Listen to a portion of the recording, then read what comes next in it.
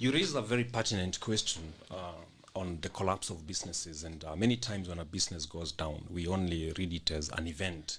But like you say, to some people, it's their life going down. You know, if you meet some of the employees that work in those companies that have gone under, you know, their hopes get shattered, and very many things actually go wrong.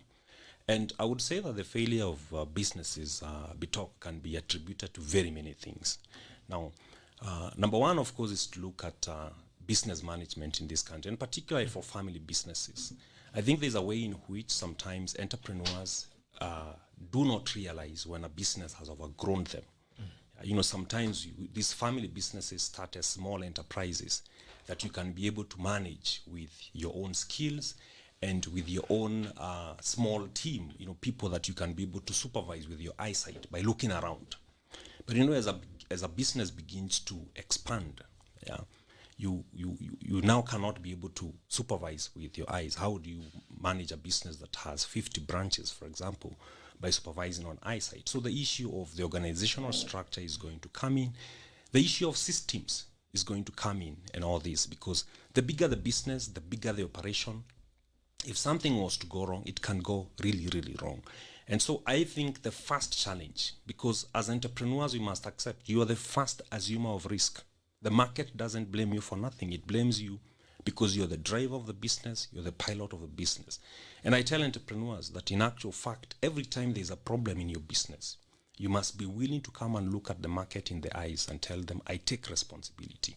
Because this is your dream, this is your vision, you're the one charting the course, you're the one reading the map for everybody. Yeah. However, I also tell entrepreneurs whose businesses are not going down, not to be too hard on themselves, because there is no point of you going down with a business, because if you do that, you cannot rise on another day, because every time you read about big businesses, you know, go and study a big business like Toyota and see how many times in its history it has faced even bankruptcy. Yeah.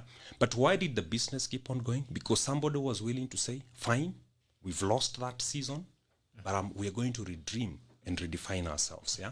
So the point that I'm trying to make is that the entrepreneur sometimes also has to be willing to separate himself from the failure of the business, so that he can keep himself sober and sane enough to redream.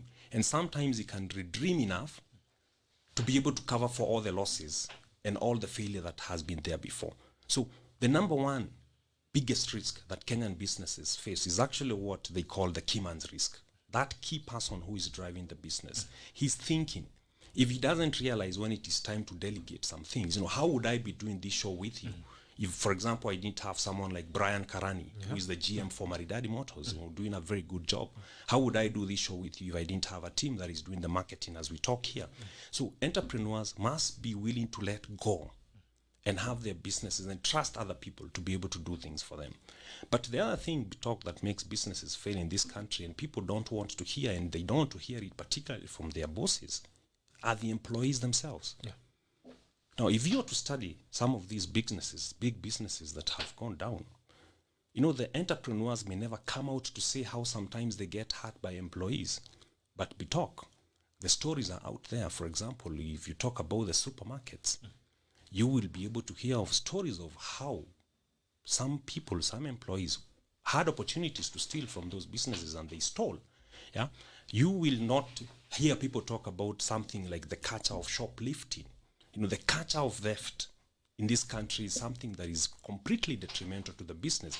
Every person that has a job somewhere, many people do not believe that you can do a clean job. This starts with the house help at home.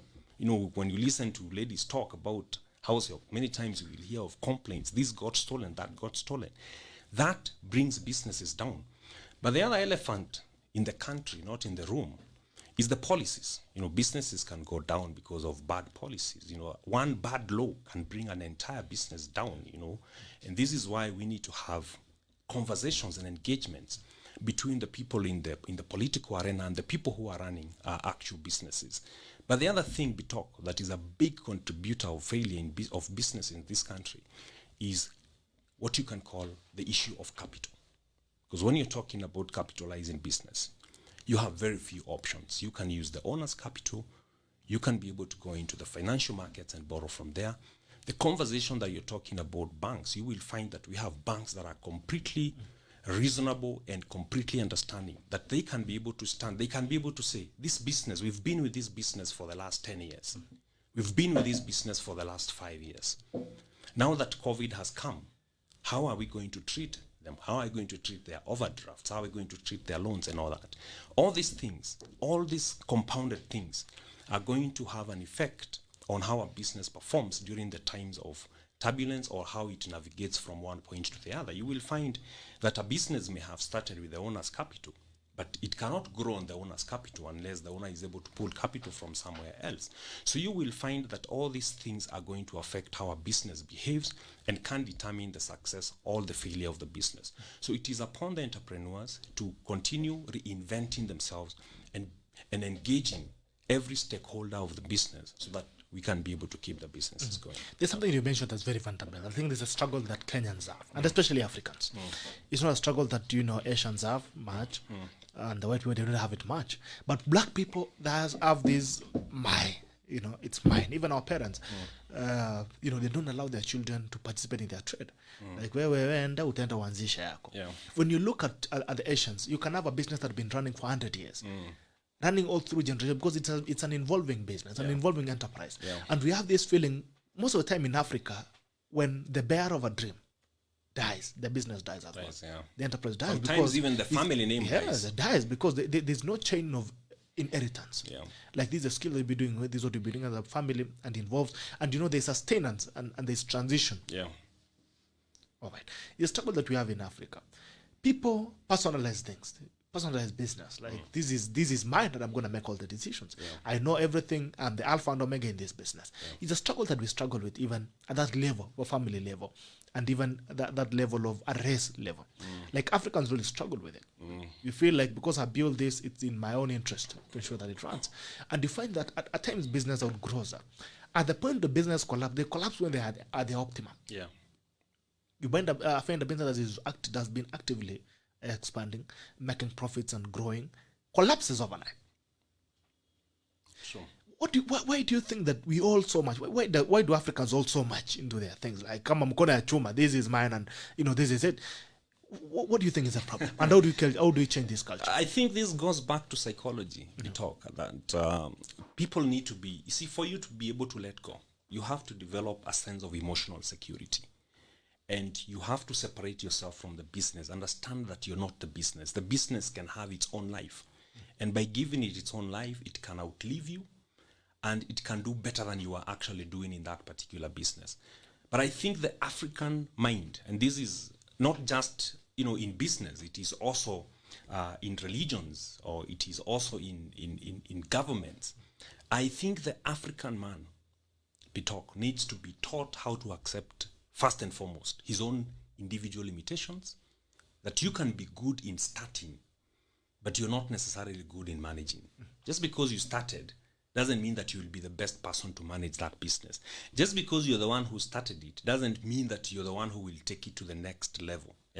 So the African person need to be taught to be emotionally secure. The African person, Bitok, need also to be taught to accept his own mortality.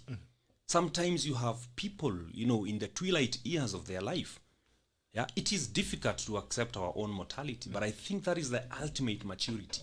The day you come to the point of understanding that, by the way, you ain't going to be here on earth forever. And the moment you understand that, now you realize that the lives to invest in is not just your own, but you have to invest in the younger generations. Because the struggle to hand over, Bitok, is not just professional in this country. It is also at the family level. You find that families are unable to transcend wealth or even knowledge or even a trade or even a name from one generation to the other, because the older generation wants to hold on to it. To hold it. Just to the moment before the last breath. Now, it talks two things. Probably it says that these two generations are not trusting each other.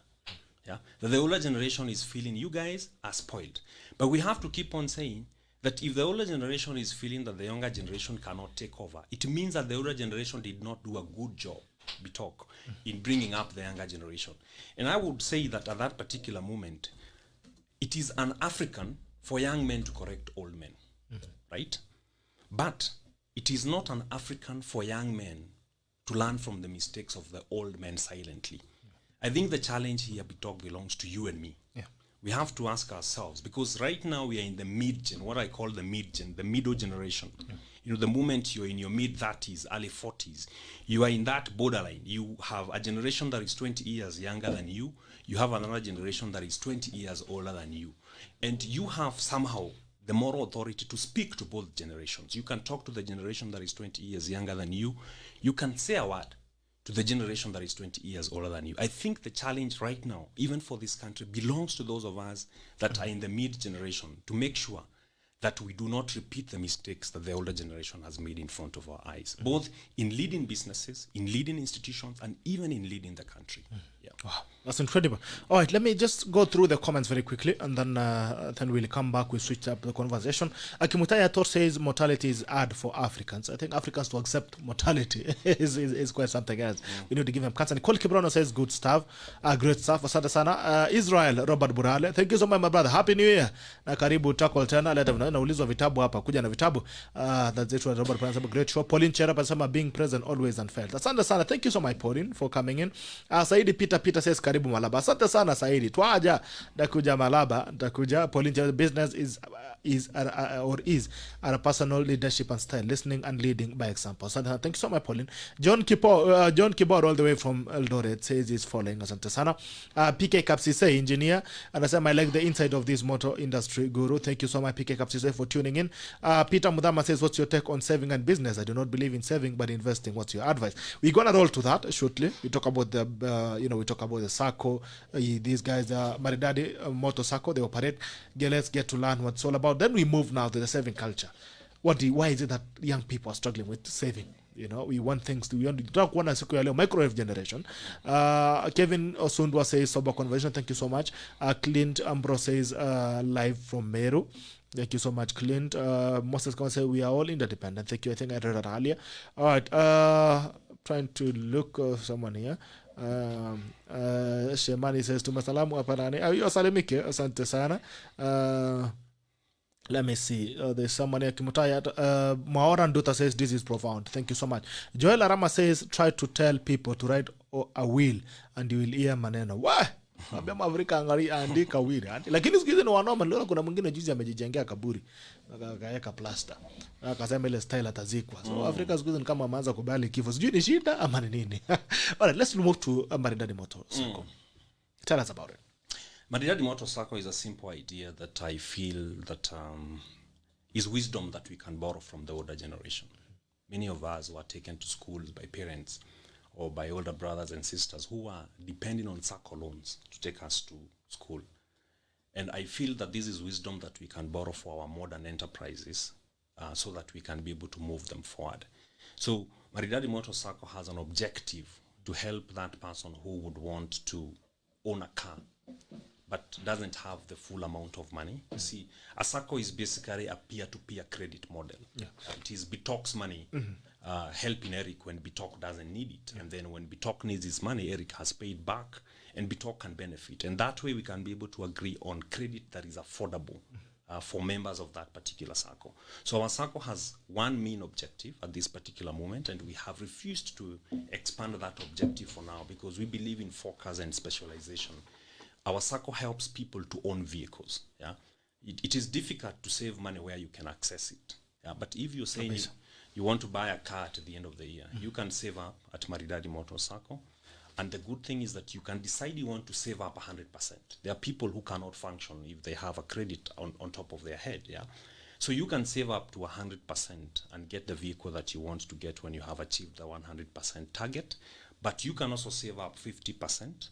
And we are going to give you the car and you continue paying the balance in 24 months. The beauty is that even the interest that you pay to that particular kind of credit comes back to you in terms of dividends. So that is the objectives through which we set up Maridady Motor SACCO, because when we interacted with the market for many years, we were able to see the need. There are very many people who cannot qualify for the bank loan. Unbankable. Unbankable. Yeah, they can't qualify for a bank loan. So for that person, the only option they have is to first use a softer financial institution like a SACCO that is regulated, that is audited and subjected to the government regulations every year. We do that every year so that they can be able to achieve that. Because for me, the issue of vehicles is not a prestigious issue. I'm talking about that person who is farming sukuma wiki in Mwangi and is not bankable. Yeah, that product means life and death because it is the tool that he uses to take his commodity to the market. So by using the SACCO, we are able to empower such people to be able to run their businesses. Yeah. All right.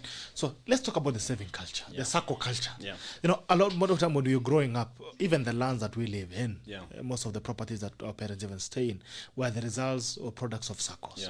Or they used to call them cooperative movements at that time. The lands that were bought from the colonial masters were bought through cooperatives. Yeah. People used to come together and get things. And you realize that most of the wealth that has been built over time has come out of people who work together. Yeah. They build together.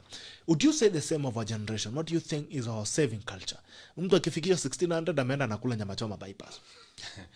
I think the current generation is thinking too much short term. Short term. Today. It's about today. What can I do today? How can I look today? What impressions can I be able to give today? And I think we talk these points to the attitude of hope and lack of it thereof. Because for you to save up, for you to achieve a project in 2 years, you have to have the hope that you're going to be there in the first place in 2 years. So the saving culture is bad, is poor, but it is all based on the fact that sometimes we do not have a very hopeful generation. Yeah. It is when you're hopeful that you will actually be able to take, for example, a saving program for your child to go to university in the next 10 years.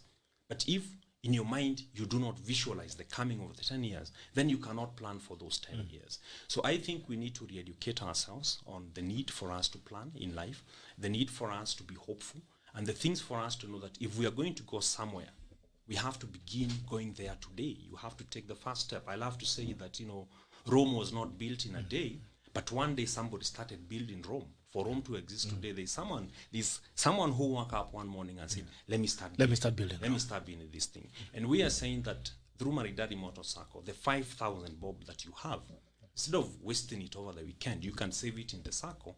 You will accumulate it to 300,000 or 400,000, and that will be able to give you a car of double that amount in the next 6 months, 1 year, or even 2 years, however long you take. Kwanza nafahamu vijana wangu wanapiganga sherehe hao. Hiyo 500 naweza kwa sako dagi. Steve, tafadhali muingie Maridady moto sako mwekange ka kitu. Aje kupiga sherehe pale.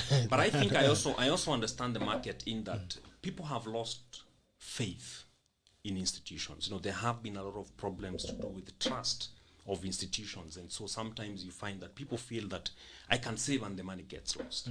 Yeah, I can try this and it fails. But one of the things also that I like to say is that sometimes you don't know what will work until you try. Like yesterday we released 4 vehicles to 4 of our SACCO members, and when I listened to their stories, they were moving stories. It was amazing. Yeah, people, you were there, you witnessed. Some people started saving when they were in Qatar. Thank God for M-Pesa. Someone is able to send a saving. All the way to Kenya from Qatar. They can be able to go to internet banking, transfer money to the SACCO. They can be able to go to internet banking, download the money to M-Pesa, and send it to the SACCO. Somebody started doing that when they were in Qatar, and now they can come back to the country, apply for a loan, take a car on credit, and use that car as a taxi, and they're able to provide for their family. I think that, and they have even to spend time with their family. Yes, not from Qatar anymore. Yes, the separation is no longer there. It's no longer there. Yeah. So I think it's quite something. In a nutshell, what do you struggle with in this space? Because you also have an history of SACCO, and probably where you were dealing with maybe an older generation of savers. Or economic drivers. You're now dealing with a younger population, a more younger population. What's your struggle in terms of selling these SACCO, SACCO mindset? Like, guys, come, we save all of us, then I use your money to go and get a car, then tomorrow you use mine. What has been the struggle? The biggest struggle has been building trust. When we started, we had a lot of pessimism in the market. Now the market has really warmed up to the idea. If you look at the posts, for example, on our wall yesterday when we posted the release of those vehicles, you have overwhelming comments of people saying they are coming to register into the SACCO. I would say the biggest struggle has been building trust. Why? Because you are promising something that has to do with tomorrow and not today. You're telling someone it is in 6 months. See, the current generation doesn't want to hear that kind of a language. They want to hear a language of today. And one of the conversations that therefore we've been pushing as the Maridady team and Maridady tribe is a conversation of trust in the process. And we will advance that conversation in when you're in Kenya, Bitok. We have members of our circle who are in the US today as we speak. And they did not come to Maridady Motors to fill a form. Right now, we are working on our technological platforms. Very soon, people will be able to register into our circle using our website. You just go there, you key in your details, and you will be able to be vetted by our members briefly by being asked a few questions, and then you can be admitted. You will be educated on what our circle is all about if you agree to our terms, conditions, and our policies and our values, because circles are formed on the principle of common bond. And right now, our common bond is someone who wants to buy a vehicle or somebody who wants to invest in the auto industry is the person who can be able to join our circle. So that is the procedure. But if someone goes to our website and click on the tab written circle, they will be able to see all that information. Yeah. All right. That's amazing. Now, as we had your tail end, we have been accused of being a microwave generation. Where I come from, they say surugu garuria. Meaning? Meaning when you're boiling, maybe accused of being a generation that wants things. We don't want the process. We don't want the process of accumulating wealth. Yeah. That's why even talking about corruption. The country, people looting left, right, and center. We've been accused of a generation that wants instant things. We want instant pleasures. We want instant whatever. Instant wealth. We want instant. We want every time. That's why even talking about people who are shooting each other here in Kilimani. Yeah. Masikia watu wanapigana marisasi. Sijui aliniibia hii. Huyu sijui alipataka na chonga kufuli ya gold. The things that are happening. We've been accused of being a generation that wants to say things on the instant. Yeah. What's your feeling? Do you think the young people still touch the process of building wealth? Like the other day when you're doing the vehicle handover to that old couple. It's a process that I've built. They're saying, even the mama also happy. I mean, it's a story of inspiration of a process that you can back up. If I stopped people today driving, if I could stop up at Prestige at the junction and look for every big vehicle that crosses and stop them and ask them, how did you get this vehicle? Almost 90% or 99% of those people will not have an explanation. True. People, when you ask them about their processes, how did you get here? They cannot tell you because it has been shortcuts, and that is why we are depressed these days. Ile comparison, unaangalia social media on Instagram, people wako mwingine ako Mombasa, mwingine ako Greece, they're having an holiday, and you're like, wani mimi Mungu nilikukosea nini? Mimi nilizaliwa ama nilianguka kwa miti ya magodofia? You ask yourself a lot of questions. Yeah. Like, I mean, what is that these people are doing that I'm not doing? There's a lot of peer pressure around. And we tend to be those who want to say things happening. When ladies even are falling to this sponsor narrative where they feel like for them to keep up the lifestyle of impressing and instant things, getting instant, and getting instant holidays, they have to maybe do that older men, I mean, what's your feeling on that accusation that we've turned into a microwave generation? We don't want the process. We just want things. We want to say things. I think what are your thoughts on there is truth in that merit, and I think it has been molded even worse, by the political class, whereby you have instant millionaires. You have people who all of a sudden, like you say, cannot be able to tell you the story of how they found themselves on top of the tree. Did they jump? Did they climb? Did they use a helicopter? Did they use a rocket? And I think that has inspired the generation behind, or even our generation, the wrong way. So everybody is trying to use a shortcut. And the result is the frustration that we see. People have a very high affinity of wanting to impress each other. You see, Bitok, you can do something because you want to do it well. But the moment you begin to feel the pressure that, you want to drive a car you cannot afford because you want to impress your people, now there is a problem there. And I think technology has made it worse. See, look at how much exposure people have to technology today. You want to make your coffee, instant coffee maker is available. You want to warm your food. Think about the process of taking a shower those days when electricity was not there, for example. And we cannot go back there. The process of warming the water alone, there was some work to it. You put water in a karai, unaweka pale nje. Unagojea, isn't it? Ama unawasha jiko if you must use hot water. There was some struggles that the natural lifestyle of the days gone that was teaching people to wait.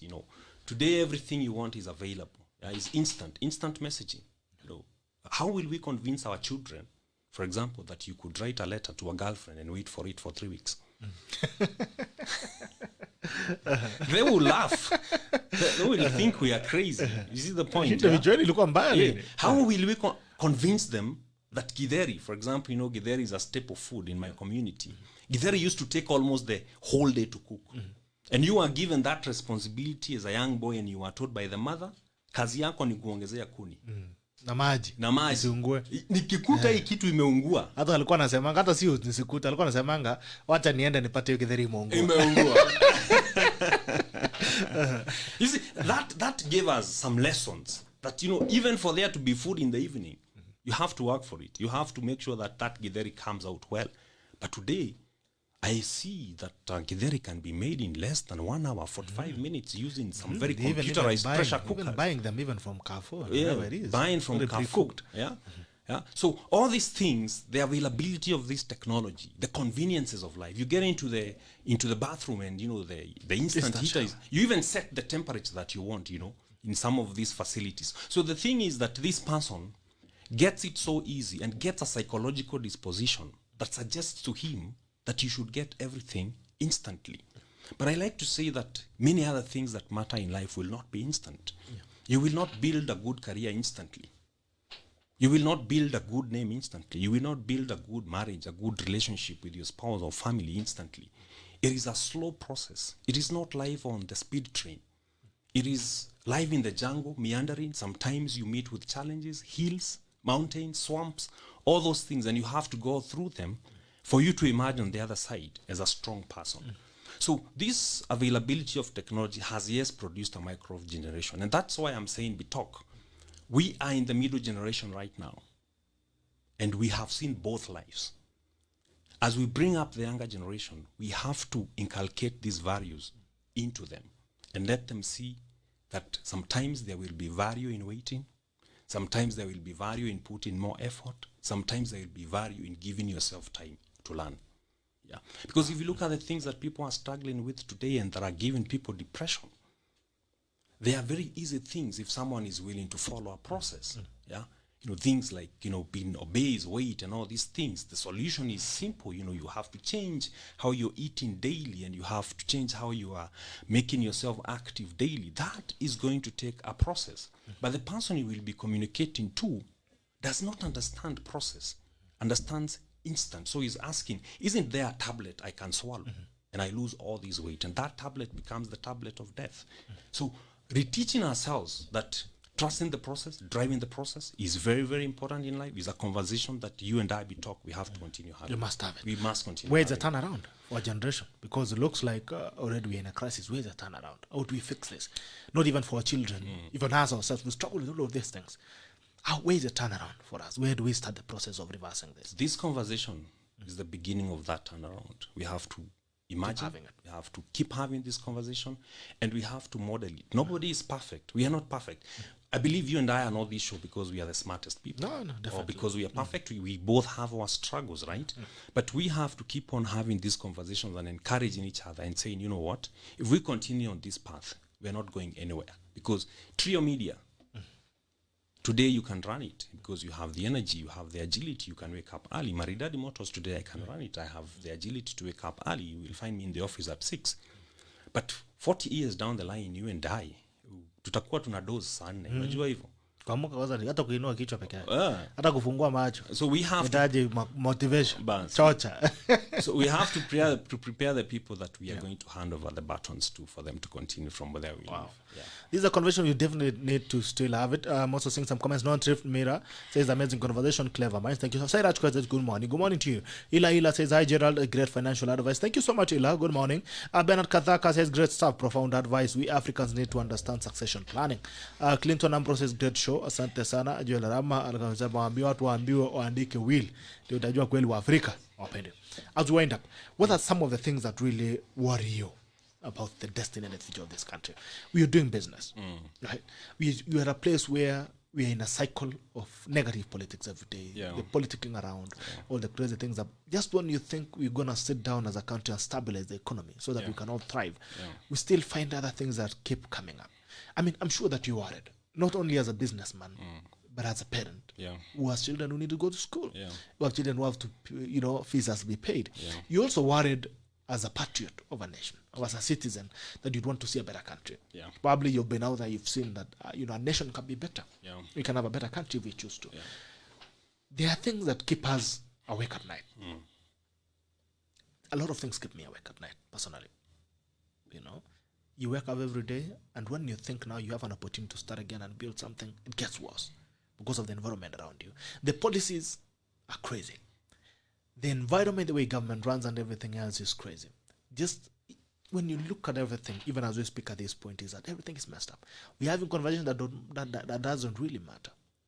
The conversations that we're having as a country are conversations that are not constructive. What is it that keeps you awake at night about this country?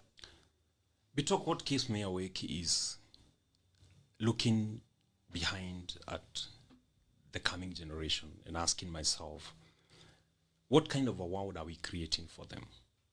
See, the average person, the average family has 2 kids, 3 kids. I think this generation is embracing the concept of 3 kids. And so it means that the population continues to increase every day, right? But the question is, this generation that is growing up, the kids who are in class 4 today, for example, they will be 20, 21 years old in the next 1 decade. They will be graduating from the university, and they will be wanting to get into the economy to work. The question is, are we creating those places of work today? Yeah? Or are we eating the few companies that are existing? When I look back at my older brothers, many of them were working for parastatals, for example. My eldest brother was working for Kenya National Assurance. No longer is no longer there. My second older brother was working for Kenya Railways. They were working for parastatals. Where are these parastatals today? The sugar companies. Yeah. Are we expanding the job opportunities, the economic opportunities in this country to absorb all the coming generations? Every year we graduate over 900,000 Form 4 leavers. They all somehow need to be somewhere in the economy working in the next 4 or 5 years. Yeah. I think that keeps me awake, to see to it that as a country, and this is not to put blame on anybody, because the building on the nation of the nation is going to be led by the government, but everybody has to play a part to it. I think the disappointment is to see us eating what is already existing. You're already talking of the businesses that are collapsing. Do we have an equal number of businesses that are coming up? Because if you already have the people that are there losing jobs, what are we going to do about the fresh generation that is getting into the economy to look for the same jobs? And I think the challenge for the leadership of this nation at all levels is for us to embrace the building of a country that works for everybody. Because I like to say, that you can bring up your kids to the best of your ability, and you can do things for them that you can do as their father. You can be the best daddy. But do you know one thing, that when your daughter wants to get married and your son wants to get married, you can't help them. Yeah. They have to go out there and help themselves. Yeah. Now, if every other boy and every other girl out there is going to be hopeless, it will not matter how well you did as a father. Yeah. So the thing is that we are interdependent, and we have to start getting concerned about the bigger society and not just our nuclear families. And I think the challenge to give to the leadership of this country is that we need to reduce our selfishness and think nationally. You want to go to the kitchen, not so that you can cook for everybody, but so that you can go and get a bigger share from the food that is cooking. I think we need to encourage that spirit of service, that spirit of servant leadership, and that concern that the actions that you're taking as a leader, whether you are a religious leader, a political leader, a business leader, you have to take decisions that are making the society better for everybody. A better place. Yeah. All right. What are your final remarks as a class? My final remarks is that all of us, every single day, have an opportunity to make something better. Even though that thing you can make better is not the biggest thing, and even though it may not appear on the news, do not refuse to do it. If today you can only be able to change the life of one person, make sure you go for it. Yeah. All right. There's someone called Joel Arama. Hata alikuwa anataka kanta. Amesema he wants to know, anataka kukulink. He wants to have a side chat with you. He's welcome. Link you up. Alikuwa anataka kanta, lakini amesema he likes what you're talking about and he wants to put his small money into it. I know it's very long money by the way. Yes, it's more. I know. Arama. His money is very long. Amekaribishwa Maridady Motors. That is Arama chairman to the Tackle Diaspora edition. We really appreciate it. Thank you so much, Joel Arama, for joining us. Been watching all the way since we started, and he's been on. He's been watching us. But thank you so much, Joel Arama. I'll link you up to Sahirik so that you can have a side chat. I did want to appreciate you guys. Thank you so much for joining us for this conversation. I hope you've gotten value from this, and I hope you're gonna think differently as we move forward, so that we can make this place a better place. Joel Arama says, Gerald Bitok, I need to have a side conversation with a gentleman. I'm always encouraged and inspired by such minds. I can put my little money into it. Thank you so much. Kiragu KJ says he is tuned in. I really appreciate it. Asante sana. The Tacklers, I love you guys. I really do. The fact that we've started, we just did our second show today, and you guys have showed us a really amazing love on the timeline. We really appreciate, and hope you're gonna build this thing to become a story, a bigger story, and a better story, a bigger version of us. And I hope this year as well, you've made plans to be bigger. If you've been running a business, please try and make it bigger this time. If it has been going back to school, please go back to school. If it has been looking for a job, please try and keep looking for a job. I mean, whatever you've been planning to do this year, please go big. They say, go big or go home. It's either you go big or you go home. There's no other option. So I want to encourage you guys, let's keep going. If you're struggling in business today, you are the story. From Maridady, Maridady Motor CEO Eric Mwangi amekuambia mali amepitia zile mashida, amepitia pia ameweza kuweza kuzi overcome. So you can still overcome. The story, the fact, the best thing about story, and I love stories, is it tells you that what the other person can do, you can also do. That's the best thing about success stories. So I hope you guys we're gonna tell more success stories from these conversations we've had today.